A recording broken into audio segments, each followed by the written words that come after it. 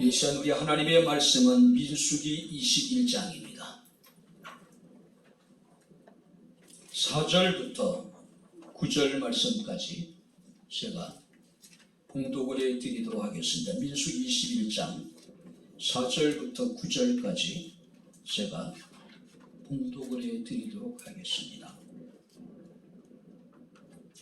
백성이 호로산에서 출발하여 홍해 길을 따라 에돔 땅을 우회하려 하였다가 길로 말미암아 백성의 마음이 상하니라.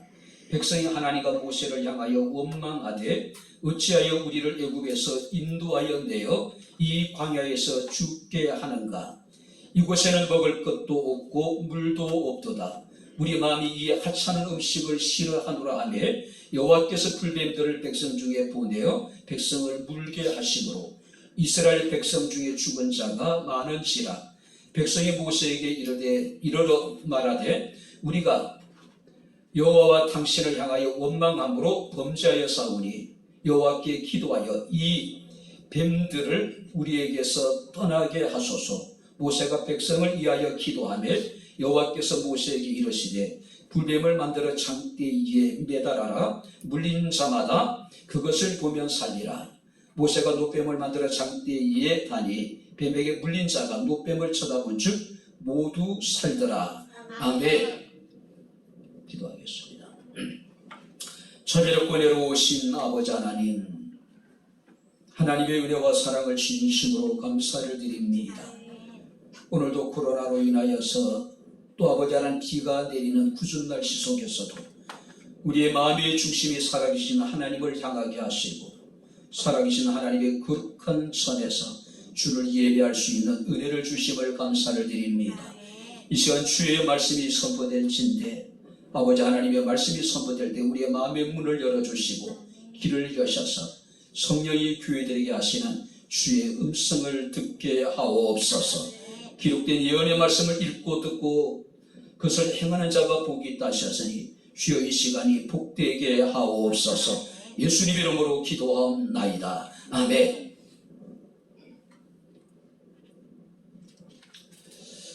할렐루야. 이스라엘 민족이 430년간의 혹독한 애굽의 생활에 중지부를 짓고 애굽을 떠나서 출발할 수 있었던 것은 오직 하나님의 은혜였습니다. 자, 출애굽한 이스라엘 백성들이 광야에서 40년을 보내고 이제 그들이 가나안 땅에 가까이 이르렀을 때에 백성 중에 많은 사람들이 하나님이 보내신 불뱀에 물려서 죽는 사건이 벌어지게 됩니다. 왜 하나님께서는 당신의 백성들에게 불뱀을 보내셨을까? 왜 하나님께서 불뱀을 통해서 수많은 이스라엘 사람들을 죽게 하셨을까? 우리는 40년 전으로 한번 돌아가 볼 필요성이 있습니다. 자, 그때는 이스라엘 백성들이 애굽에서 나와서 홍해를 건넌 지 2년 정도 되어졌을 때입니다. 그들이 2년 동안 광야 생활을 하면서 이제 약속의 땅 가나안 근처였던 가데스 바네아라고 하는 지역에 이르게 됩니다. 자, 그곳에서 모세는 각 지파를 대표로 해서 12명의 정탐꾼을 가나안 땅에 파송을 하게 됩니다. 그 12명의 정탐꾼들은 가나안 땅 깊숙이까지 들어가서 그 땅을 낱낱이 이렇게 살피게 됩니다. 그리고 돌아와서 이제 모세와 백성들 앞에서 보고를 하게 됩니다. 자, 여호수아와 갈렙을 제외한 10명의 정탐꾼들은 과연 그 가나안 땅은 젖과 꿀이 흐르는 좋은 곳이라고 이야기를 해요. 그러나 그곳에서는 거대한 아낙 자손이 이미 그곳에서 털을 잡고 살아가고 있다. 그 가나안 땅의 성들은 견고하기 때문에 우리가 그 땅을 결코 차지할 수 없을 것이라고 하는 비관적인 보고를 해요. 그들은 스스로 이러기를 그들의 보기에 우리는 메뚜기와 같을 것이라고 이야기를 합니다. 자, 백성들에게 있어서는 충격이에요. 2년 동안 나름대로 천신만고 끝에 가나안 땅의 목전에까지 이르렀는데 10명의 정탐꾼들의 보고는 비관적이었어요.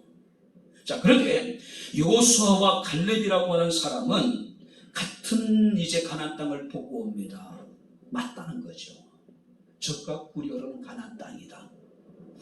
비록 그곳에는 거대한 아낙 자손이 살아가고 있지만은 여호와께서 우리와 함께 하시면은 그들은 우리의 밥이라고 이야기합니다. 당장 올라가자는 거죠. 당장 올라가서 우리가 그 땅을 취하자고 이야기를 해요. 자, 그런데 이스라엘 백성들은요, 여호수아와 갈렙의 이야기의 귀를 기울이기보다는 부정적인 보고를 한 12명의 정탐꾼들의 말만 듣고 이제 그들은 절망에 빠지게 됩니다. 그들은 하나님을 원망합니다. 자신의 지도자였던 모세를 죽이려고까지 해요. 자, 이때 하나님께서는 이스라엘 백성들의 배은망덕과 믿음 없음에 대해서 분노하셔요. 그래서 하나님께서는 자, 정탐꾼들이 40일 동안을 이제 가나안 땅을 정탐했는데 하루를 1년으로 계산해서 40년 동안 그들이 광야 가운데 누리 방황하게 될 것을 말씀을 하셨습니다. 그리고 그들은 이제 40년을 광야에서 힘든 시간을 보내게 돼요. 자, 그렇다면 이스라엘 사람들에게 있어 40년은 어떤 의미일까요? 어쩌면 그들에게 있어서는 배은망덕에 대한 불신에 대한 형벌의 시간이었어요. 어쩌면 40년이라고 하는 시간은 그들이 하나님 앞에 속죄의 시간이었습니다. 자, 그리고 이제 38년이라는 시간이 지났습니다. 자, 이스라엘 백성들은 다시 가데스라고 하는 지역에 도착을 해요. 이 가데스라는 지역은 바로 38년 전에 그들이 부정적인 10명의 정탐꾼들의 보고를 듣고 절망하고 하나님을 원망하고 모세를 죽이려고 했던, 결국 그 일로 인해 가지고 그들이 40년의 광야를 누리 방하게 했던 그곳에 도착해요. 우리가 여러분들이 23장 1절 말씀을 보게 되면 첫째 달에 이스라엘 자손 온 회중이 신광야에 이르러 백성이 가데스에 이르렀더니 미리암이 거기서 죽음에 거기 장사되어졌다. 자, 38년 전에 자신들이 하나님 앞에 원망하고 모세를 죽이려고 했던 그곳으로 다시 돌아와요. 그곳에서 모세의 누이였던 미리암이 죽게 됩니다. 자, 그렇다면 속죄의 시간이었던 38년, 어쩌면 그들에게 있어서 바로 형벌의 시간이었던 38년의 세건이 지났습니다. 다시 그들은 그곳으로 돌아왔어요. 자, 그렇다면 그동안 이스라엘은 출애굽 1세대가 대부분 사막에서 엎드려 죽었습니다. 이제 새로운 세대가 이제 다시 가데스 바네아라는 지역에 도착하게 된 거예요. 자, 그렇다면 그들이 변화됐을까요? 자, 새로운 세대가 이제 주류를 이루고 있는데 새로운 세대는 출애굽 1세대와는 좀 달랐을까요? 근데 성경 말씀을 보니까 전혀 그렇지 않았다는 이야기예요. 오늘 본문 5절 말씀을 보게 되면 이스라엘 백성들은 여전히 먹을 것이 없고 마실 물이 없다라고 불평합니다. 원망해요. 뿐만 아니라 하나님이 그들에게 허락하신 만나에 대해서 이것들은 우리가 좋아하지 않는 하찮은 것이라고 불평하는 단계까지 이르게 되는 모습을 우리가 보게 됩니다. 결국 그들은 다시 가나안 땅으로 들어가지 못하고 광야 홍해길로 가요. 광야길로 다시 빠지게 됩니다. 성경 말씀을 보니까 그때 그들이 하나님 앞에 원망하기 시작합니다. 불평하기 시작하는 거예요. 왜 그들이 가데스 바네아라는 지역에서 바로 가나안 땅으로 들어가지 못했을까요? 그들이 가나안 땅까지 들어가기 위해서는 반드시 애굽 땅을 관통을 해야 돼요. 그런데 하나님께서는 이스라엘 백성들이 에돔 족속들을 치는 것을 허락하지 않으셨어요. 에돔 족속, 에돔 사람들이 있는 에돔 땅을 관통을 해야 되는데, 왜냐하면 에돔과 이스라엘은 형제 국가예요. 에돔은 이스라엘 사람들의 조상이었던 야곱의 형이었던 에서의 후손들이에요. 그래서 하나님이 에돔을 치는 것을 허락하지 않으셨기 때문에 모세가 이제 에돔 왕에게 사신을 보내게 됩니다. 하나님 그들 가운데 행하셨던 일들에 대해서 아마 설명을 했겠죠. 우리는 에돔을 치는 것이 목적이 아니라 우리는 하나님이 약속하신 가나안 땅까지 들어가기 위해서는 이 에돔 땅을 관통해야 되는데 우리가 절대 에돔 사람들에게 피해를 피지 않겠다. 우리가 물을 만약에 짐승들에게 마시게 되면은 우리가 물가까지 다 지불해 주겠다. 그렇게 이제 이야기를 해요. 근데 이스라엘 사람들은 에돔 사람들을 형제라고 생각했는데 에돔 사람들은 전혀 그렇지 않았던 것 같아요. 에돔 왕이 모세가 보낸 사신들의 제안에 대해서 단칼에 거절해 버려요. 자, 그렇다면은 하나님은 에돔과의 전쟁을 허락하지 않으셨다면 결국은 그들이 선택할 수 있는 길은 뭡니까? 다시 에돔을 우회해서 가나안 땅으로 가는 길밖에 없는 거예요. 그 길은 바로 광야길이에요. 자, 여기서 이제 이스라엘 사람들이 원망과 불평이 터지기 시작한 거예요. 왜요? 38년 전의 악몽이 그대로 살아난 거예요. 직접 경험해 보지 못한 사람들이 많이 있었지만은 그들은 38년 동안 그들의 그 조상들을 통해서 자신들이 왜 40년 동안 광야에서 물이 방황해야 되는지 이야기를 들었을 것이란 말이에요. 그곳이 바로 가데스 바네아라는 지역도 알고 있었단 말이에요. 근데 38년 만에 다시 그들이 돌아왔는데 가나안의 관문은 열려지지 않는 거예요. 그들은 다시 홍해길로 해서 광야로 우회해가지고 다시 이제 먼 길을 돌아서 이제 가나안 땅에 들어가야 될 상황이란 말이에요. 38년 동안 참 힘들었을 거예요. 그들은 후회도 많이 있었을 거예요. 미련도 있었을 거예요. 야, 우리가 38년 전에 그때 우리의 조상들이 정말 하나님을 신뢰하고 온전히 하나님 우리가 의지했다라면 이런 고생을 하지 않았을 텐데 잘못된 선택이 돌이킬 수 없는 큰 불행을 가져다 왔단 말이에요. 자, 그렇다면 이 사건이 우리에게 주는 영적인 의미가 있지 않겠습니까? 우리 함께 말씀을 살피면서 함께 은혜를 나누는 시간을 갖도록 하겠습니다. 자, 먼저 많은 이스라엘 사람들이 불뱀에 물려서 죽는 어처구니 없는 사고가 벌어지게 돼요. 자, 원인이 무엇일까요? 왜 그들이 하나님을 원망했을까요? 왜 그들이 하나님께 불평을 했을까요?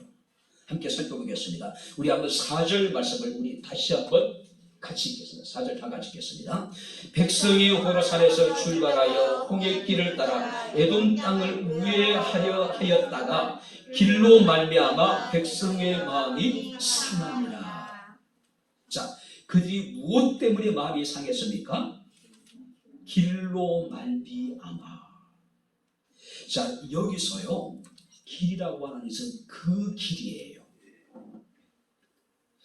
가데스 바네아에서 바로 이제 에돔 땅을 지나면은 하나님이 약속하신 가나안 땅이에요. 근데 38년 전에 그들의 조상 그 땅을 들어가지 못했단 말이에요. 그래서 그들이 다시 위했던 경험이 있었단 말이에요. 돌아왔었던 경험이 있단 말이에요.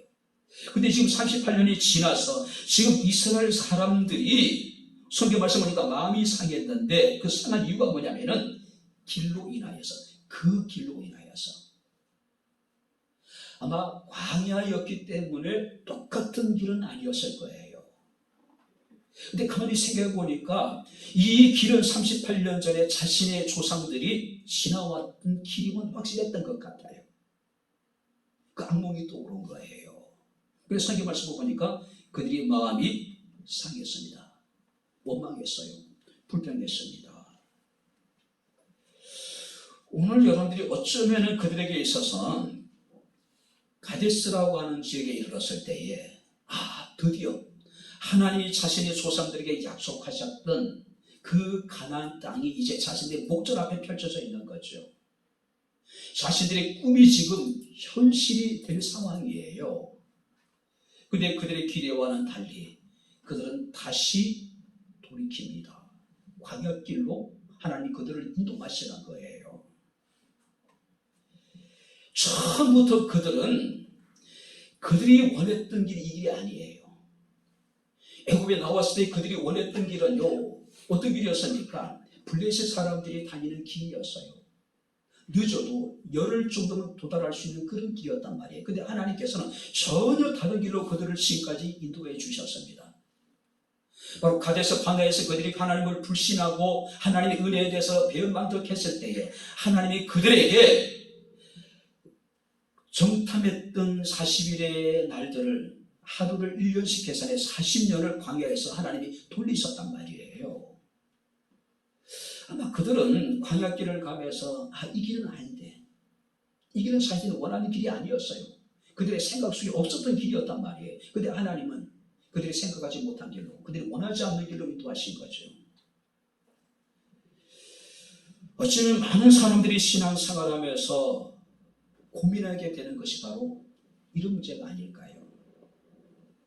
많은 사람들이 신앙생활하면서 하나님께 감사하지 못하고 원망하고 불평하는 이유가 바로 길 때문이 아닐까요? 내가 생각하고 있는 길과 하나님이 생각하고 있는 길이 다른 거예요. 내 생각과 하나님의 생각이 다른 거예요.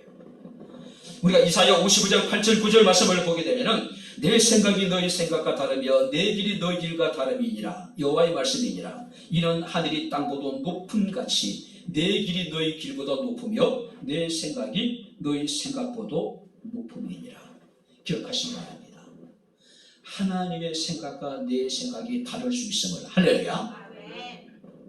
내가 원하는 길과 하나님이 원하시는 길이 다를 수 있음을 우리는 여러분들이 인정을 해야 돼요. 내 생각을 접고 내 길을 포기하는 것, 바로 그것이 믿음이었다는 이야기예요. 근데 지금 이스라엘 백성들은 길로 인하여서, 그 길로 인하여서 지금 원망하고 불평하고 있는 거예요. 두 번째 말씀을 보시기 바랍니다. 4절을 우리 다시 한번 같이 읽겠습니다. 백성이 호르산에서 출발하여 홍해 길을 따라 에돔 땅을 우회하려 하였다가 길로 말미암아 백성의 마음이 상하니라. 길로 말미암아 백성의 마음이 상했다. 자, 여기서 상했다는 의미는요, 그 백성의 심령이 짧아졌다. 달리 표현하면요, 그들의 마음이 좁아졌다. 저는 이 본문을 이렇게 해석하고 싶어요. 그들의 생각이 짧았다. 그들의 생각이 짧아진 거예요. 그들의 마음이 좁아진 겁니다. 그것을 성경에서는 그 백성이 심령이 짧아졌다라고 이야기를 하고 있는 거예요. 이 의미는요, 인내심이 부족하여 낙심한 상태를 의미하고 있는 겁니다. 그리고 성경 말씀을 보니까 아주 극한 슬픔을 묘사할 때도 심령이 짧아졌다라고 표현하고 있는 겁니다. 자, 어쩌면요, 이스라엘 사람들에게 진짜 문제는 길이 아니라 뭐였습니까? 그들의 마음에 있었어요. 길이 멀고 험한 것이 문제가 아니라 더 중요한 것은 그들의 생각이, 그들의 마음이 짧아졌다는 이야기예요. 그래서 그들이 인내하지 못했습니다. 그들은 낙심한 상태에 빠졌습니다. 그들의 불평이 지금 폭발한 거예요. 마음이 상한 흥분한 이스라엘 백성들은 모세에게 달려가 소리칩니다. 백성이 하나님과 모세를 향하여 원망하되 어찌하여 우리를 애굽에서 인도하여 내어 이 광야에서 죽게 하는가? 이곳에는 먹을 것도 없고 물도 없도다. 우리 마음이 이 하찮은 음식을 싫어하노라. 마음이 상하니까요, 모든 것이 다 불편한 거예요. 이곳에는 먹을 것도 없고 이곳에는 마실 물도 없고 하나님이 우리에게 주셨던 만나는 우리가 싫어하는 하찮은 것이다. 더 나아가서 어찌하여 우리를 애굽에서 인도해 냈느냐라고 지금 원망하고 있는 겁니다. 불평하고 있는 거예요. 어쩌면 지금 이스라엘 사람들의 심정을 우리가 이해는 할 수 있을 것 같아요. 그렇지 않습니까? 오직 가나안 땅 하나를 바라보고 38년 동안 광야의 힘든 날들을 지금 그들이 보내왔단 말이에요. 이미 38년들에 들어갈 수 있었던 그곳을 그들이 38년을 돌아서 이제 다시 와서 이제는 그 꿈이 현실이 될 거라고 생각했단 말이에요. 그런데 현실은 전혀 달랐다는 거죠. 마음이 상해버린 거예요. 왜 하나님이 우리를 애굽에서 인도하여 내어 이 광야에서 죽게 하느냐? 이 광야는 먹을 것도 없고 물도 없고 하나님 우리에게 주신 것은 우리가 싫어하는 하찮은 것이라고 지금 원망하고 불평하고 있는 거예요. 왜 그랬을까요? 문제 앞에 그들의 심령이 짧아진 거예요. 마음이 좁아진 거예요. 생각이 짧아진 거예요. 여호와께서 그들 가운데 행하셨던 일들을 그들 까맣게 잃어버린 거예요. 장차 여호와께서 그들 가운데 행하신 일들에 대해서 그들은 신뢰하지 못한 거예요. 그러니 원망이 나올 수밖에 없는 거죠. 불평이 나올 수밖에 없는 거예요. 오늘 우리는 똑같은 상황에도 불구하고 자신의 마음이 상해버리면 어떻습니까? 모든 것이 부정적으로 보여요. 모든 것에 대해서 우리는 원망합니다. 불평해요. 왜요? 우리 마음이 상해버리기 때문에 그래요. 그래서 잠언서 4장 23절에 무릇 지킬 만한 것보다 더욱 내 마음을 지키라. 생명의 근원이 이에서 남이라고 말씀을 하고 있습니다. 뿐만 아니라 잠언서 16장 32절 말씀을 보게 되면 노하기를 더디하는 자는 용사보다 낫고 자기 마음을 다스리는 자는 성을 빼앗는 자보다 낫다라고 말씀하고 있음을 우리가 보게 됩니다. 마음이 상하니까 하나님이 하시는 모든 일이 불만스러운 거예요. 자신의 마음에 들지 않는 거예요. 그래서 원망합니다. 그래서 불평하는 거예요. 어떤 상황 속에서도 자신의 마음을 지킬 수 있기를, 자신의 마음을 다스릴 수 있기를 주의 이름으로 축원합니다. 지키지 못하고 자신의 마음을 다스리지 못하면은 우리의 입술에서 불만이 나올 수밖에 없는 거예요. 원망밖에 더 나오겠습니까? 세 번째, 그들은 왜 원망하고 불평했을까요? 5절을 우리 다시 한번 같이 읽겠습니다. 백성이 하나님과 모세를 향하여 원망하되 어찌하여 우리를 애굽에서 인도하여 내어 이 광야에서 죽게 하는가? 이곳에는 먹을 것도 없고 물도 없도다. 우리 마음이 이 하찮은 음식을 싫어하노라 하네. 먹을 것도 없고 마실 것도 없다. 우리가 민수기 20장 5절 말씀을 보니까 이곳에는 파종할 곳도 없고, 당연히 광야이기 때문에 파종할 곳이 없죠. 파종을 한다 하더라도 그들은 끊임없이 광야에서 이동을 해야 하기 때문에 파종한 것을 자신이 결실 거둘 수 없죠. 이곳에는 무화과도 없고 포도도 없고 석류도 없고 마실 물도 없다. 지금 이렇게 그들이 지금 원망하고 있는 겁니다. 불평하고 있는 거예요. 근데 우리가 팩트 체크를 한번 해봐야 되지 않을까요? 결과는 뭡니까? 다 거짓말이에요. 한마디로 여러분들이 그들은 가짜 뉴스를 지금 퍼뜨리고 있는 거예요. 우리가 출애굽기 13장 말씀을 보게 되면 하나님께서 낮에는 구름 기둥으로 밤에는 불 기둥으로 그들을 앞서 행하시며 그들을 인도해 주셨습니다. 출애굽기 16장 말씀을 보게 되면 하나님께서는 만나와 메추라기로 그들에게 하나님 공급해 주셨습니다. 출애굽기 17장 말씀을 보게 되면 하나님께서는 반석을 쳐서 물이 나오게 하셔서 그들로 하여금 마시게 하셨습니다. 뿐만 아니라 신명기 8장 4절 말씀을 보게 되면 이 40년 동안 내 의복이 헤어지지 아니했고 내 발이 부르트지 아니했다라고 이야기를 하고 있어요.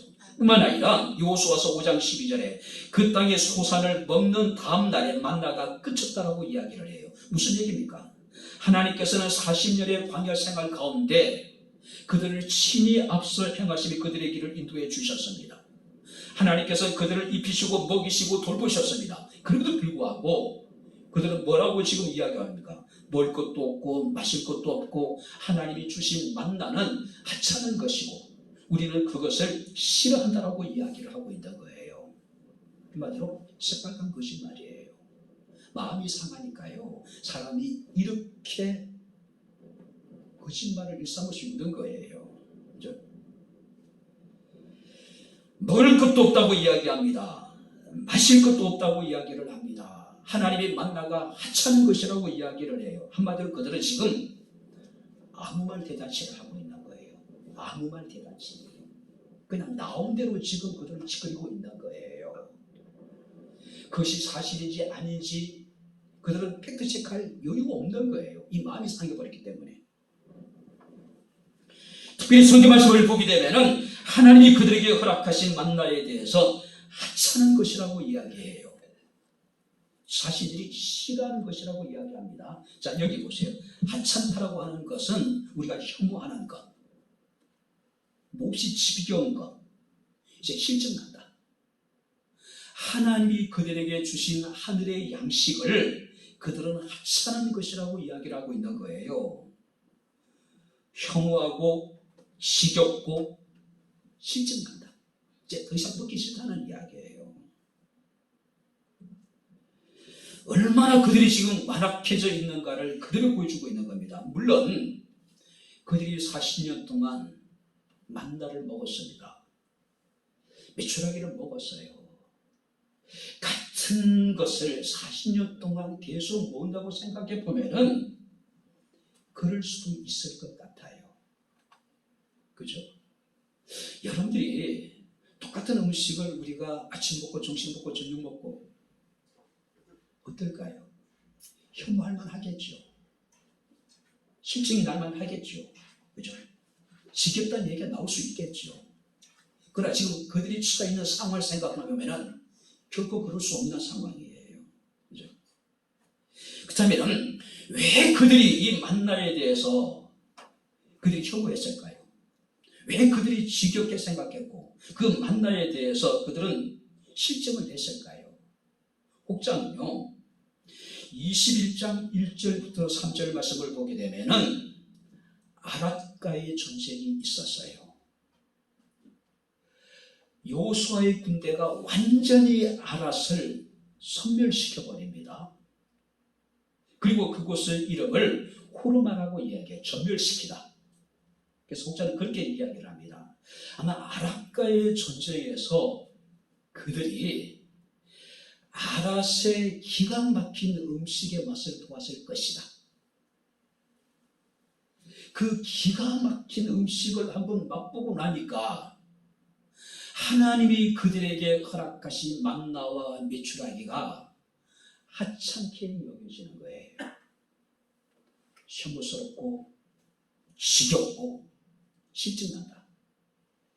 근데 저는 가만히 생각해 봤습니다. 근데 성경 말씀을 보니까 이 아랏가의 전쟁에서 이스라엘 백성은 완전히 그곳을 진멸시켜버렸어요. 근데 음식을 먹을 수 있었을까에 대해서는 일단 회의적이긴 하지만 어찌됐든 간에 그들의 마음이 악해진 거예요. 우리도 마찬가지입니다. 세상의 그 달콤한 맛을 한번 경험해 보면은요, 하나님의 은혜를 망각하기 시작합니다. 하나님의 은혜가 하찮게 느껴져요.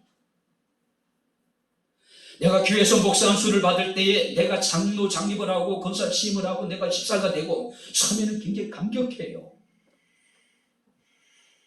그런데 우리가 사회에 성공한 사람들의 어떤 그 위치를 보면서 우리 그들 앞에 스스로 작아지는 거예요. 내가 교회 앞에 하나님 앞에 받은 직분이 하찮게 느껴질 때가 얼마나 많은지 몰라요. 제가 개척을 하고 난 다음에 지금은 이제 사라졌지만 주택은행이라고 하는 은행이 있었습니다. 주택은행 별관, 그러니까 염창동에 있는 전산정보부가 있었어요. 별관이에요. 거기서 7년 동안 매주 수요일 정시시간 때마다 그곳에 이제 신우의 예배를 인도를 해서 염창동에 7년 동안. 근데 은행 직원들이에요. 나름대로 그들은 어떤 스펙이 쌓여져 있는 사람들이잖아요. 어느 정도 학력이나 이런 것들이 되어 있는 사람들이잖아요. 근데 목사 안수 받은 지 얼마 되지 않았고 개척교회 목사예요. 그들 앞에서 성경 공부를 하고 설교를 한다는 것이 굉장히 부담스럽더라고요. 불편한 거예요. 굉장히 제가 작아지고 외소하게 느껴지고 사실 그랬어요.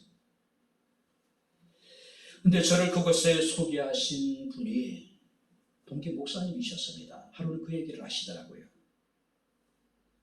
저들은 일반 대학에서 공부를 많이 한 것은 사실이고 사회적인 어떤 위치라든 이런 것들은 분명히 좋은 것은 사실이다. 근데 그들은 성경 공부한 사람이 아니고 신학을 공부한 사람이 아니다. 하나님의 말씀을 전하는 것이니 강하고 담대하게 전하라고 이야기를 하더라고요. 그것 때문에 제 마음이 편해지기 시작하는 거예요. 세상의 맛을 경험해 보니까 예배드리는 것이 하찮게 느껴지지 않으세요? 그러다 보니까 예배를 소홀하게 되는 거죠. 예배가 하찮게 느껴지니까 우리가 얼마든지 그냥 자신이 원하는 편안한 시간에 가서 예배드릴 수 있는 거예요. 세상의 화려한 것을 보고 세상의 좋은 것을 맛보게 되면은 하나님의 은혜라고 하는 것이 하찮게 느껴져요. 초라하게 느껴져요. 그런 사람들 앞에 자기 자신이 작아지고 왜소하게 느껴지는 거예요. 지금 이스라엘 사람들이 그런 거예요. 뭔가 세상의 달콤한 것을 경험해 보니까 그들이 광야 생활 속에서 한 번도 묻지 못했던 특별한 걸 한번 경험해 보게 되니까 하나님이 그들에게 허락하신 신령한 양식이었던 만나가 메추라기가 하찮게 느껴져요. 어느 정도예요? 혐오하고 지겹고 실증난다. 지금 그들이 먹고 마시는 문제 때문에 지금 원망하고 있는 거예요. 이런 원망과 불평의 결과는 무엇입니까? 6절 말씀을 보시기 바랍니다. 6절 우리 다시 한번 읽겠습니다. 여호와께서 불뱀들을 백성 중에 보내어 백성을 물게 하심으로 이스라엘 백성 중에 죽은 자가 많았다. 하나님이 그들에게 뭘 보냈습니까? 불뱀을 보냈어요. 불뱀은요, 엄청난 맹독성을 가진 뱀이에요. 얼마나 독이 강했든지 한번 물리게 되면은 마치 불에 타는 듯한 고통을 느끼게 된다는 거예요. 불뱀에 물리게 되면은 사람이 느끼는 고통이 자신의 몸이 불구덩 속에 던져져서 타는 듯한 그런 고통을 느낀다는 거예요. 왜 불뱀이냐면은 그 뱀의 덩어리에 불타는 같은 그런 무늬가 있었기 때문에 불뱀이라고 부르기도 했단 말이에요. 어찌됐든 간에 치명적인 독을 가지고 있어요. 상상할 수 없는 고통을 유발하는 치명적인 독을 가진 뱀이었다는 이야기예요. 길로 인해서 불평하고 먹을 것으로 인해서 불평하고 새빨간 거짓말로 하나님을 원망하고 불평한 그들에 대해서 하나님께서는 불뱀을 보내신 거예요. 불뱀을 보내신 거예요. 여기서 말하는 불뱀이라고 하는 것은 하나님의 심판을 상징합니다. 하나님의 형벌을 상징을 해요. 그들은 하나님의 무시무시한 심판을 받게 됐고 무시무시한 형벌을 당하게 된 거예요. 이렇게 불뱀으로 인해서 이스라엘이 다 망할 수밖에 없었을까요? 그런 상황이에요. 자, 근데 하나님께서 그들에게 문제를 해결할 수 있는 방법을 제시해 주셨습니다. 자, 7절 말씀을 보게 되면은 우리가 여호와 당신을 향하여 원망함으로 범죄하여 싸우니 여호와께 기도하여 이 뱀들을 우리에게 떠나게 하소서. 여기저기서 불뱀에 불려서 죽어가는 사람들의 아우성이 지금 난리가 난 거예요. 아우성이 지금 말이 아닙니다. 그죠? 백성들은 깨달았습니다. 이 고통이 자신들의 하나님을 원망하기 때문에 주어진 하나님의 심판이고 하나님의 형벌임을 깨달았어요. 그래서 그들은 어떻게 합니까? 우리가 범죄했다. 회개해요. 모세에게 여호와께 기도하여 이 뱀들이 우리를 떠나게 해달라고 바로 구하고 있는 모습을 우리가 보게 됩니다. 참담한 상황 속에서 모세는 하나님께 기도합니다. 하나님께서는 불뱀을 그들에게 물리치셨어요. 그리고 하나님 말씀하시기를 놋뱀을 만들어 장대에 높이 걸라고 이야기하고 있습니다. 8절 말씀을 보니까 여호와께서 모세에게 이르시되 불뱀을 만들어 장대 위에 매달라 물린 자마다 그것을 보면 살 것이라고 이야기를 하고 있어요. 여기저기서 아우성입니다. 죽겠다고 난리예요. 마치 사람들이 불꽃 속에 던져진 것처럼 타는 고통으로 인해 가지고 정말 그들은 지금 아비규환이었습니다. 하나님이 모세의 기도를 들으셨습니다. 그리고 모세에게 이르기를 불뱀을 만들어 장대에 매달라 물린 자마다 그것을 보면 살리라고 이야기하고 있습니다. 그리고 9절 말씀을 보니까 모세가 노뱀을 만들어 장대에 다니 뱀에게 물린 자가 노뱀을 쳐다본 즉 모두 살더라. 한번 따라해 보시기 바랍니다. 노뱀을 쳐다본 즉 모두 살더라. 노뱀을 쳐다본 즉 모두 사는 하나님의 은혜가 그들 가운데 주어졌다는 이야기예요. 자, 여기서 쳐다본다는 이야기는요, 앙망한다는 뜻을 가지고 있습니다. 쳐다본다는 이야기는 하나님을 신뢰한다는 뜻을 가지고 있어요. 또 쳐다본다는 이야기는 순종한다는 뜻을 가지고 있습니다. 절망적인 상황 속에서 노뱀을 쳐다보는 자는 구원을 받았습니다. 다 살아났답니다. 앙망하고 신뢰하고 순종할 때 주의 말씀에 살아나는 기적이 벌어지게 된 거예요. 자, 그렇다면 여기서 노뱀은 무엇을 상징하는 것일까요? 요한복음 3장 14절 15절 말씀하니까 예수께서 이렇게 말씀하셨습니다. 모세가 광야에서 뱀을 든 것 같이 인자도 들려야 하리니 이는 그를 믿는 자마다 영생을 얻게 하려 하심이라고 말씀을 하고 있습니다. 노뱀은 뭘 상징합니까? 십자가에 달리셔서 죽으신 예수 그리스도를 예표하는 겁니다. 예수 그리스도의 그림자예요. 오늘 장대에 높이 달린 노뱀을 바라보라. 그러면 살리라고 말씀하고 있습니다. 그래도 노뱀을 바라본 자는 다 살았다고 이야기를 하고 있어요.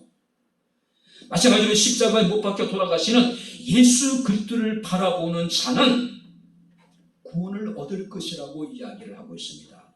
하나님의 약속을 그대로 믿고 순종하면은 우리가 구원을 받게 될 거라는 이야기예요. 역대하 20장 20절에 여호사밧이 국가적인 위기 앞에서 자기 백성들에게 이런 이야기를 합니다. 너희는 너희 하나님 여호와를 신뢰하라고 이야기합니다. 그리하면 너희가 견고히 서게 될 거라고 이야기합니다.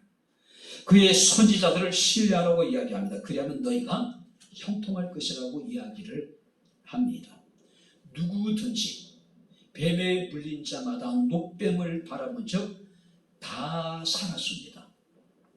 누구든지 십자가에 달리신 예수 그리스도를 바라보는 자는 다 구원을 얻을 것입니다. 할렐루야. 실제적으로 우리는 십자가에 달리신 예수 그리스도를 바라봄으로 구원을 받은 사람들이에요.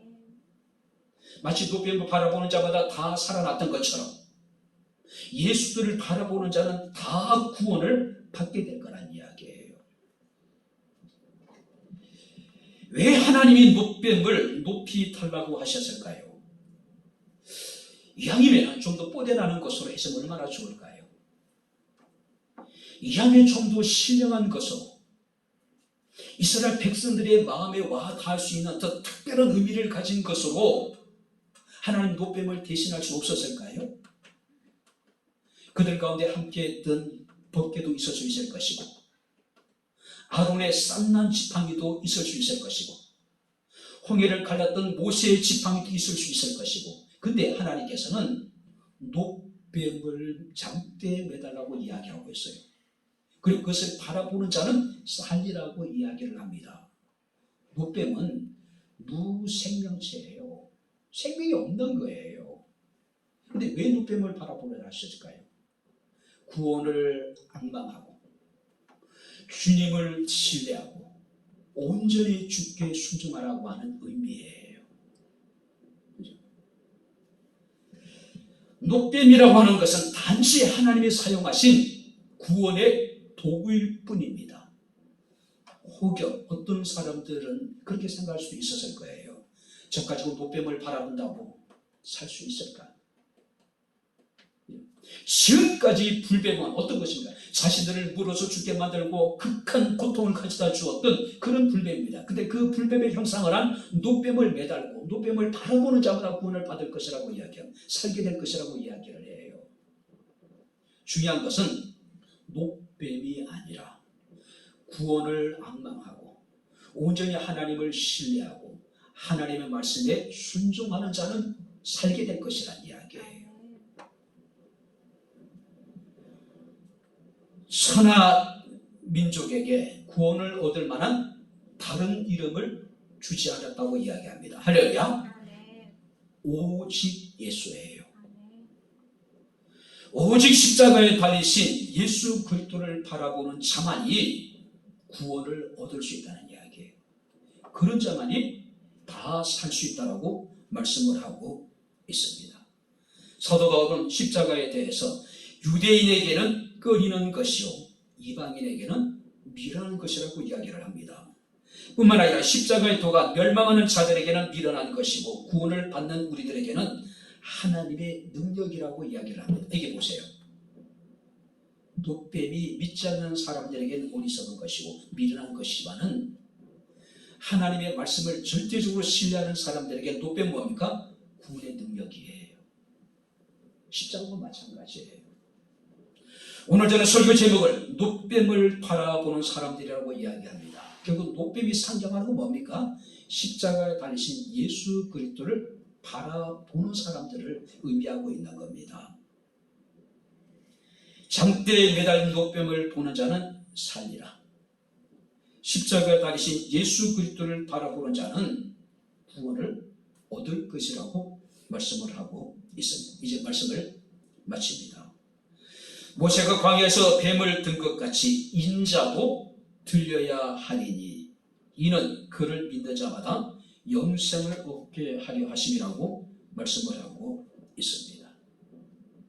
여러분들은 코로나의 전국 속에서 암울한 우리의 현실 속에서 무엇을 바라보고 있습니까? 여러분 하나님 앞에 어떤 모습으로 지금 서 있습니까?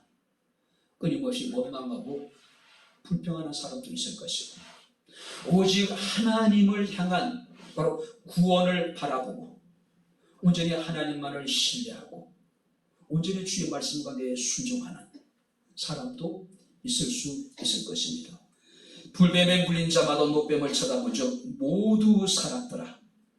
십자가에 달려 돌아가신 예수 그리스도를 믿는 자는 누구든지 구원을 받으리로다.